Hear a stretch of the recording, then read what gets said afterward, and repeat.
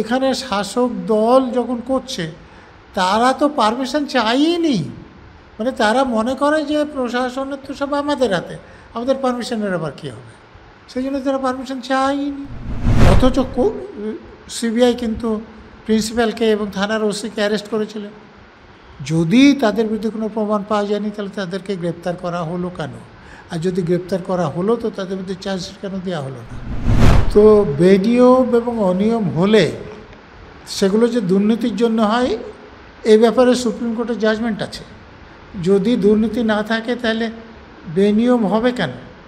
আর আপনি যে বলছেন সেটা হবে কেন? তাহলে তো নিয়ম মেনে কাজ হবে।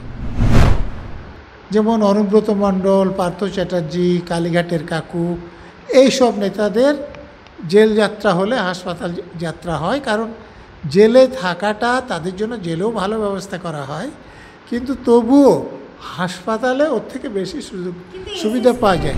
এবারে সামনে 21শে জুলাই নিয়ে আবারও আমরা দেখতে পেলাম হাইকোর্টে মামলা করা হয়েছিল, কিন্তু তারপরেও একেবারে বিধানসভা স্পিকার তিনি বলছেন যে হাইকোর্টের রায় যে মানতেই হবে, এটার কোনো বাধ্যবাধকতা তো নেই। হাইকোর্টের রায় মানব না এ কথা কেউ বলতে পারেন না, বিধানসভার স্পিকারও বলতে পারেন না। তো এবং বলা মানে সেটা হাইকোর্ট অবমাননা, এবং সেক্ষেত্রে তার বিরুদ্ধে কন্টেম্প্ট হতে পারে। সেটা হাইকোর্টের বিচারপতি করবেন কিনা সেটা তার ব্যাপার, কিন্তু করতে পারে। কিন্তু বিভিন্ন জায়গা থেকে যেমন জানা যাচ্ছে পুলিশকে নাকি যানজটের জন্য যে দরখাস্ত, সেই দরখাস্ত দেওয়ার পরও পুলিশ এটার কোনো উত্তর দেয়নি। কোন যানজটের জন্য? 21শে জুলাই যে যানজট হবে। হাইকোর্ট তো জিজ্ঞেস করেছিলেন যে 21শে জুলাই যে সমাবেশ হবে সেটার জন্য কে অনুমতি চেয়েছিল এবং কে অনুমতি দিয়েছে। হাইকোর্টে তো এটা বলতে পারেনি, তারপরে তারা অনুমতি চায়নি, অনুমতি দেয়নি। কিন্তু বিরোধীরা করলে যে বারংবার হাইকোর্টের দ্বারস্থ হতে হয়, পুলিশ তো দূরের কথা, পুলিশ হাইকোর্টের দ্বারস্থ কেন হতে হয়? যে এখানে যে নিয়ম আছে যে প্রশাসনের থেকে পারমিশন নিতে হয়, যেমন কলকাতা পুলিশ এলাকা হলে কলকাতা পুলিশের কাছ থেকে নিতে হয়, রাজ্য পুলিশ হলে সেখানে এসডিও পারমিশন দেন। সেই পারমিশনটা যখন দেন না তখন পারমিশনটা যাতে পাওয়া যায় তার জন্য হাইকোর্টে যেতে হয়। তো এখানে শাসক দল যখন করছে তারা তো পারমিশন চাইনি, মানে তারা মনে করে যে প্রশাসনের তো সব আমাদের হাতে, আমাদের পারমিশনের আবার কী হবে, সেই জন্য তারা পারমিশন চাইনি এবং পারমিশন দেয়ও নি। শাসক দল করলে ঠিক আছে, বিরোধীরা করলে পুলিশের যে একেবারে অতি সক্রিয় ভূমিকা, তো সেটা তো হওয়া উচিত নয়। পুলিশের নিরপেক্ষভাবে কাজ করা উচিত, কিন্তু আমাদের এখানে পুলিশ তো নিরপেক্ষভাবে কাজ করে না। না হলে শাসক দলের আশ্রয়ে যে গুন্ডা বদমাশরা আছে, যাদের কাছে বোমা আছে, গুলি আছে, বন্দুক আছে, তাদের কাছ থেকে তো এগুলো পুলিশ উদ্ধার করত। যদি উদ্ধার করতো তাহলে যে কালীগঞ্জে ভোট গণনার দিন তামান্নাকে মরতে হতো না। তো পুলিশ তো এগুলো করে না, আমরা সবাই জানি। পুলিশ যদি ঠিকমতো কাজ করতো, যে সাউথ কলকাতা ল কলেজে এই ঘটনার আগেও তো তার বিরুদ্ধে 11টা এফআইআর হয়েছিল এবং বাত্তিনেক তাকে গ্রেপ্তারও করা হয়েছিল, কিন্তু সঙ্গে সঙ্গে সে বাইরে চলে এসছে, কারণ সে শাসক দল করে। পুলিশ যেমন কাজ করে না, প্রসিকিউটররা শাসক দলের লোকদের বিরুদ্ধে ঠিকমতো কাজ করে না, যার ফলে এরকম ঘটে। কিন্তু এই যে পুলিশের উপর এত প্রশ্নচিহ্ন থাকার পরেও আরজিকর কাণ্ডে আমরা দেখতে পাচ্ছি সিবিআই বারংবার অভয়ের পরিবারকে বোঝানোর চেষ্টা করছে যে পুলিশের তদন্তই সঠিক তদন্ত। পুলিশের তদন্ত সঠিক এটা বোঝাতে সিবিআই লোকেরা যাচ্ছে না। সিবিআই লোকেরা পুলিশ যে তদন্ত করেছে তার বাইরে কিছু করেনি অথবা করতে পারেনি, আমার ধারণা করেনি। এবং তারা যে করেনি তাতে তাদের যে দুর্নাম হচ্ছে, বাবা মা কথা বললে তাদের দুর্নাম ছড়াচ্ছে, এইটা যাতে না হয় তার জন্য বোঝাতে গিয়েছে। কিন্তু সঞ্জয় রায়কে একাই দোষী সিবিআই পক্ষ থেকে তো বারংবার বলা হচ্ছে। সঞ্জয় রায় দোষী এটা কোর্ট রায় দিয়েছে, অতএব আমরা কেউ বলতে পারবো না যে নির্দোষ। কিন্তু সঞ্জয় রায় একাই দোষী কোর্ট একথা বলেনি। পরবর্তীকালে সিবিআই আর কারো নামে চার্জশিট দেয়নি, সেই জন্য বিচার হয়নি। অথচ সিবিআই কিন্তু প্রিন্সিপালকে এবং থানার ওসিকে অ্যারেস্ট করেছিলেন। যদি তাদের বিরুদ্ধে কোনো প্রমাণ পাওয়া যায়নি তাহলে তাদেরকে গ্রেপ্তার করা হলো কেন? আর যদি গ্রেপ্তার করা হলো তো তাদের বিরুদ্ধে চার্জশিট কেন দেওয়া হলো না? সিবিআই যে কাজকর্ম করছে তা দেখেই তাদের সততা নিরপেক্ষতা নিয়ে প্রশ্ন জাগবে সাধারণ মানুষের মনে। কিন্তু সিবিআইকে আমরা দেখলাম একেবারে কোর্টের ভেতরে দাঁড়িয়ে অভয়ের বাবা মাকে পাগল বলছে। আমি এরকমটা শুনিনি। তাদের আইনজীবী কি বলেছেন যে আমার বাবা মাকে পাগল বলেছেন, এরকম কথা আমি শুনিনি। কিন্তু যদি বলে থাকেন তাহলে সেটা খুবই আপত্তিজনক কথা।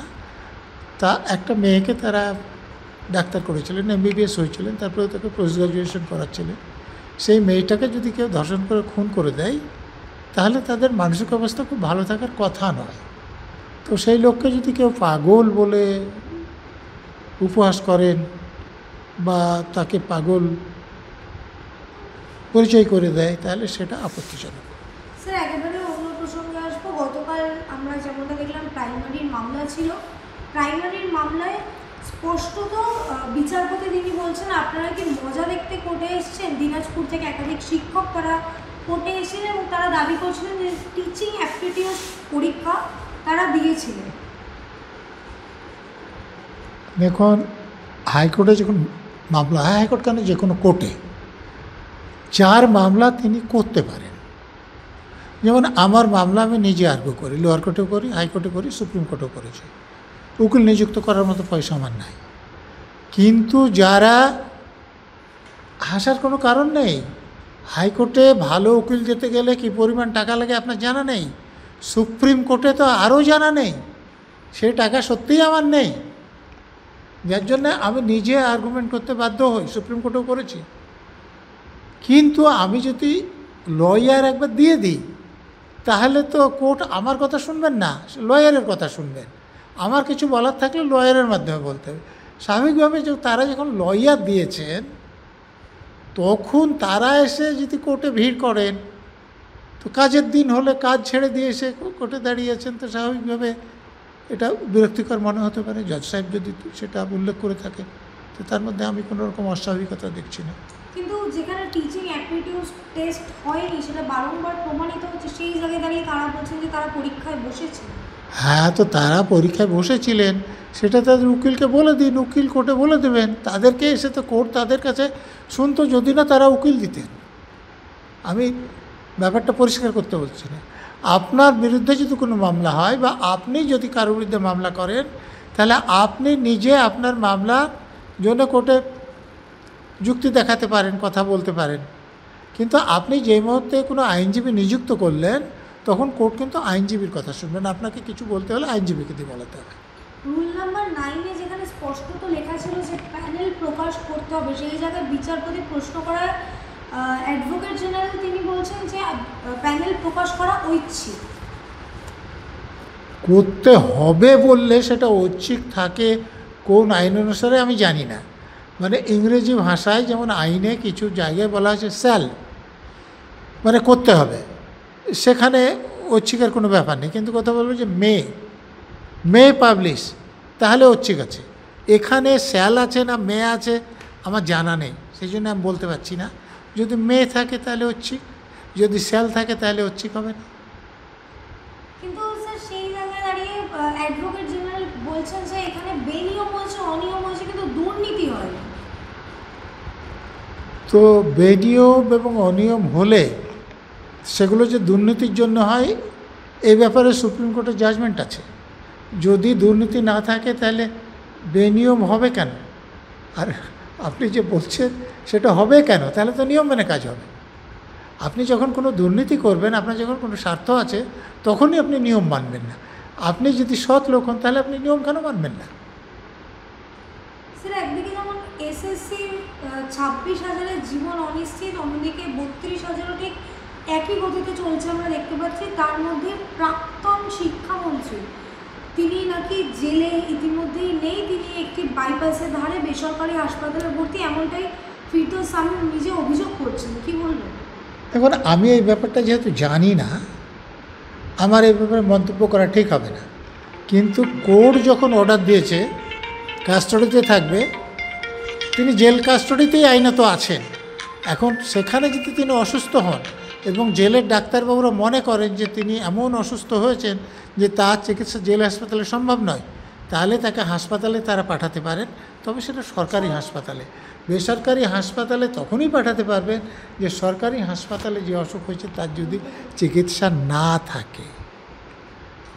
স্যার একেবারে শেষ প্রশ্ন, এই যে তৃণমূলের জেল যাত্রা মানে যে এই হাসপাতাল যাত্রা, সকলের না, তৃণমূলের যারা প্রতিষ্ঠিত নেতা আছেন, যেমন অনুব্রত মণ্ডল, পার্থ চ্যাটার্জি, কালীঘাটের কাকু, এইসব নেতাদের জেল যাত্রা হলে হাসপাতাল যাত্রা হয়। কারণ জেলে থাকাটা তাদের জন্য জেলেও ভালো ব্যবস্থা করা হয়, কিন্তু তবুও হাসপাতালে ওর থেকে বেশি কিন্তু সুবিধা পাওয়া যায়। থেকে এবার সোজা বেসরকারি হাসপাতাল।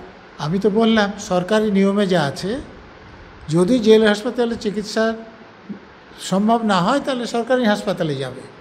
সরকারি হাসপাতাল যেগুলো আছে, এমন যদি কোনো অসুখ হয় যে যার চিকিৎসা সরকারি হাসপাতালে নাই, তখনই বেসরকারি হাসপাতালে নিয়ে যেতে পারবে। অতএব সেগুলো না দেখে যদি বেসরকারি হাসপাতালে জেল পাঠায়, তাহলে যারা পাঠিয়েছেন তাদের বিরুদ্ধে ব্যবস্থা নিতে হবে।